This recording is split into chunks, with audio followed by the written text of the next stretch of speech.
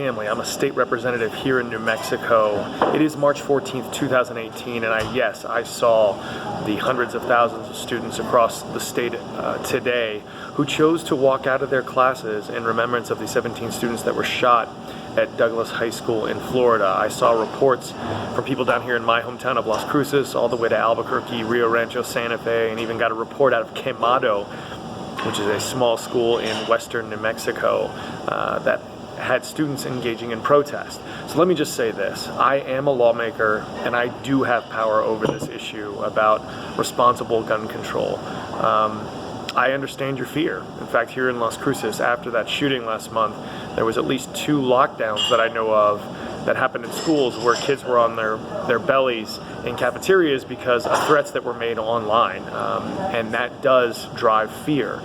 No one should be scared going to school. Your frustrations with the lack of response from this at both the state and federal level are valid. Government should act. There are very common sense things that pretty much everybody in the United States, or at least the vast majority of people in the United States, support that we have not because of the blocking mechanisms of a few. You will have my support moving forward on common sense gun legislation, magazine restrictions, universal background checks, maybe even raising the age that people need to be to purchase certain kinds of weapons, and sure as hell, we need to do more research on mass shootings. These things don't happen in other countries, and we need to know why they're happening here and not other places. I saw one of the signs today that said, "Choose me over guns," and I want to let you know, as a person who does have some power, who is an elected official, that I do choose you. As for complaints that you shouldn't ever leave school, and there were some districts like the one in Rio Rancho that took very strict action against some of you who did walk out, sometimes peaceful disobedience is the way to move a community forward. And without actions like this, women wouldn't have the right to vote.